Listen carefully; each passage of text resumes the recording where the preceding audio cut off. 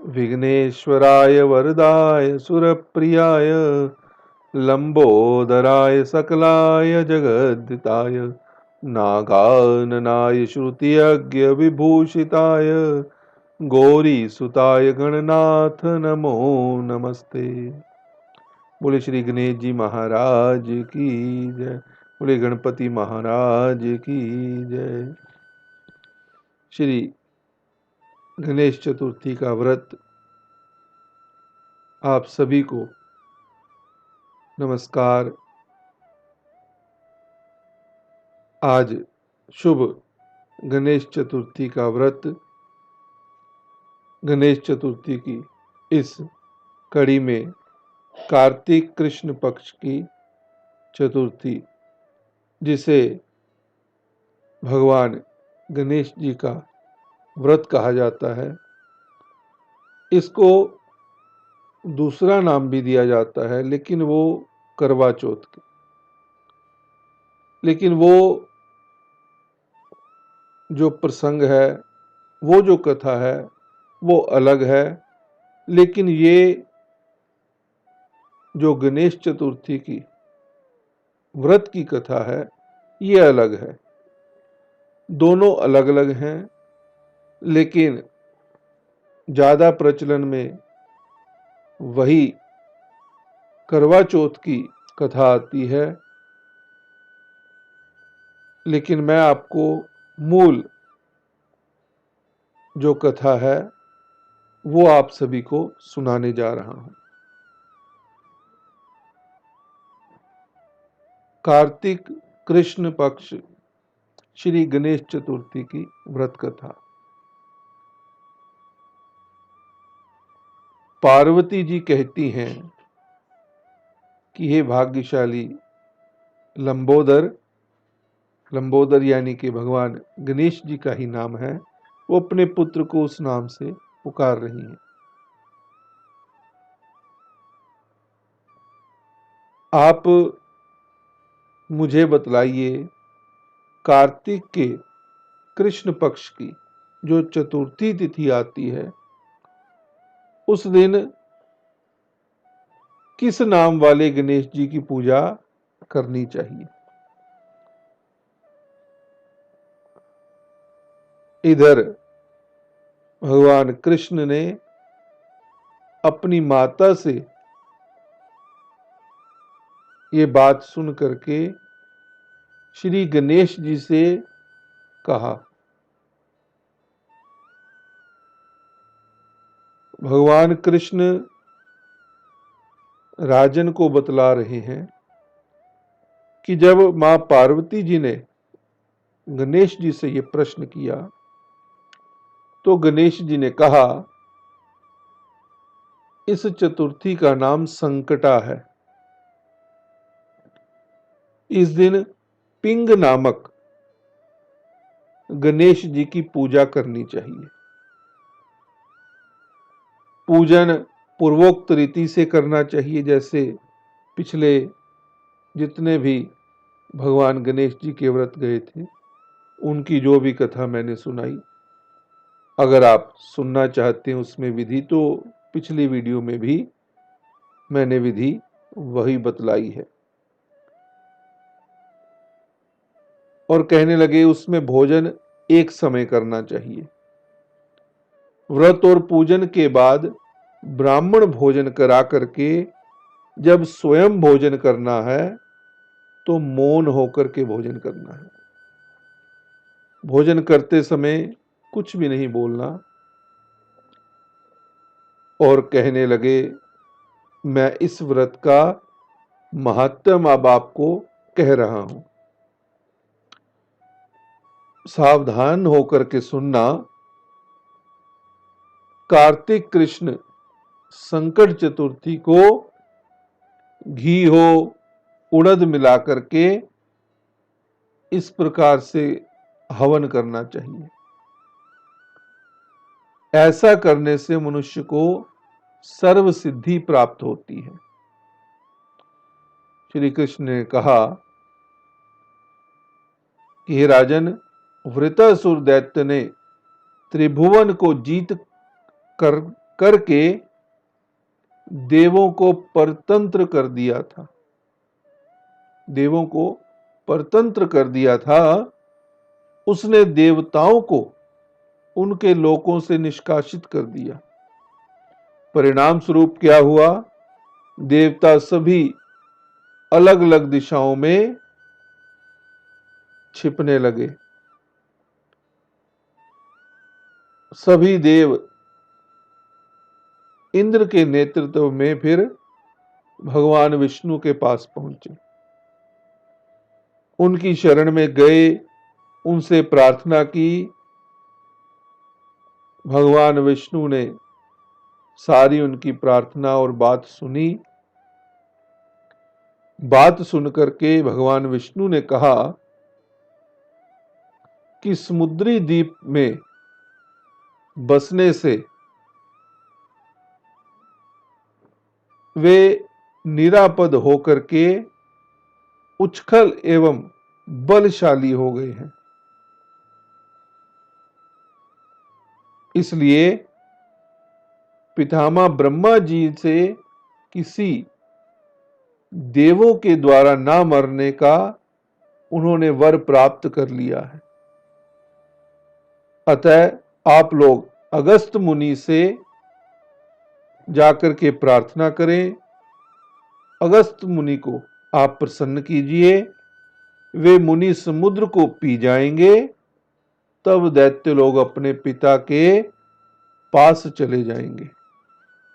ऐसा भगवान विष्णु ने उन्हें उपाय बतलाया कि कैसे वृतासुर दैत्य और उसके जितने भी सेना है वो सब समाप्त होंगे।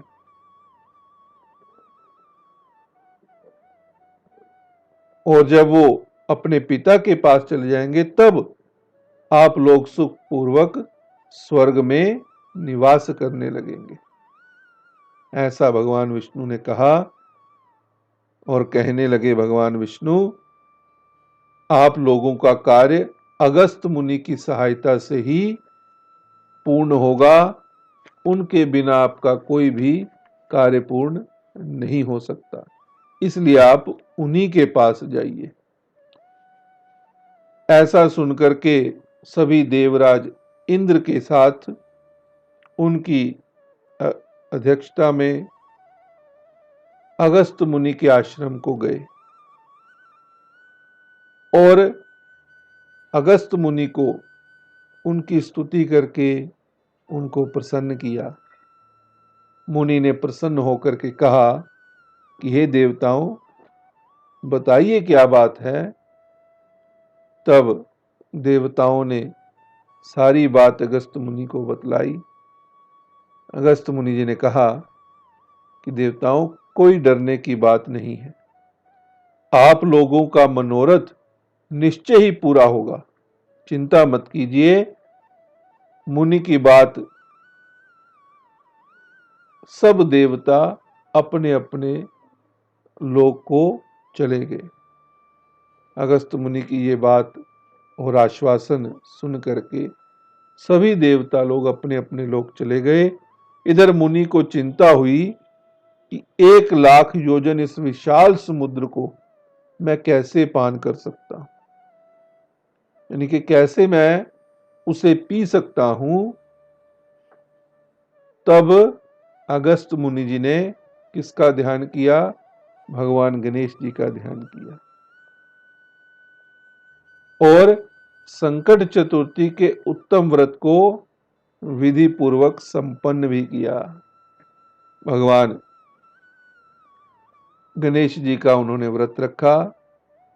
अगस्त मुनि ने कि इतना बड़ा समुद्र मैं कैसे पीऊंगा, तो भगवान गणेश जी का स्मरण किया, उनका व्रत किया। उसी व्रत के प्रभाव से अगस्त जी ने समुद्र को सहज ही पान कर लिया और सारा समुद्र ही सुखा डाला। यह उसी व्रत का प्रभाव था कि अर्जुन ने निवात कवच आदि संपूर्ण दैत्यों को भी पराजित कर दिया था। अर्जुन ने भी इस व्रत को रखा आगे चल करके और संपूर्ण दैत्यों को फिर पराजित कर दिया। गणेश जी की इस बात से पार्वती जी अत्यंत प्रसन्न हुई। मां प्रसन्न हुई कि जो मेरा पुत्र है उसका व्रत इत्यादि करने से, पूजन करने से क्या फल मिलता है। मां अत्यंत प्रसन्न हुई कि मेरा पुत्र विश्व और सर्व सिद्धियों का प्रदाता है। कृष्ण जी कहने लगे कि हे राजन, आप भी चतुर्थी का व्रत कीजिए, इसके करने से आप शीघ्र ही सब शत्रुओं को जीत करके अपना राज्य पा जाएंगे। श्री कृष्ण के आदेशानुसार युधिष्ठिर ने गणेश जी का व्रत भी किया। व्रत के प्रभाव से उन्होंने सभी शत्रुओं को जीतकर अखंड राज्य की प्राप्ति की। केवल कथा श्रवण करने से ही हजारों अश्वमेध यज्ञों और सैकड़ों वाजपेयी यज्ञों का फल प्राप्त होता है। साथ ही पुत्र पौत्र आदि की भी वृद्धि हो जाती है। गणेश जी का ये व्रत अति उत्तम है। ये व्रत की कथा और अलग है, लेकिन जो प्रसिद्ध सब चलन में है वो है करवा चौथ का व्रत है। वो भी गणेश जी का, लेकिन वो कथा अलग है, लेकिन ये व्रत की कथा अलग है।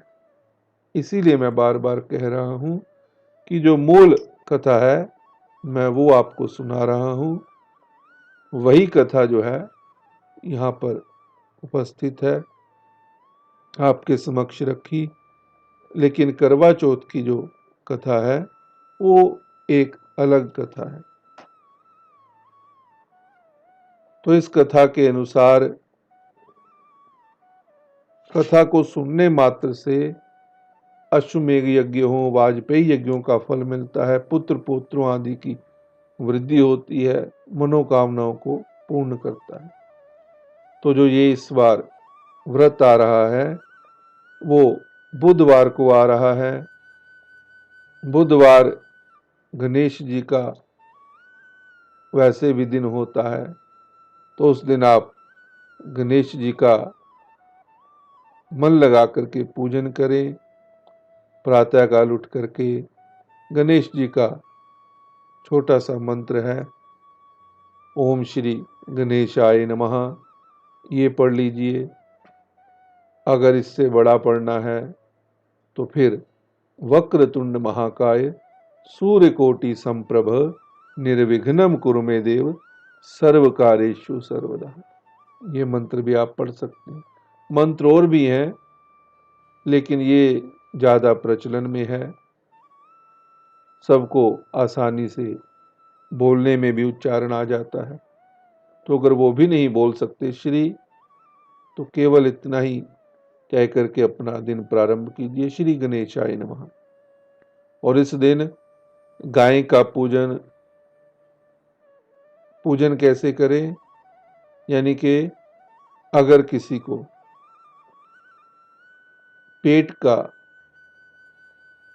कोई रोग है या पेट में कोई दिक्कत है, तो इस दिन जाकर के प्रातःकाल स्नान इत्यादि करने के बाद गौओं को हरा चारा डालें, उससे भी उस रोग में थोड़ी कमी आएगी।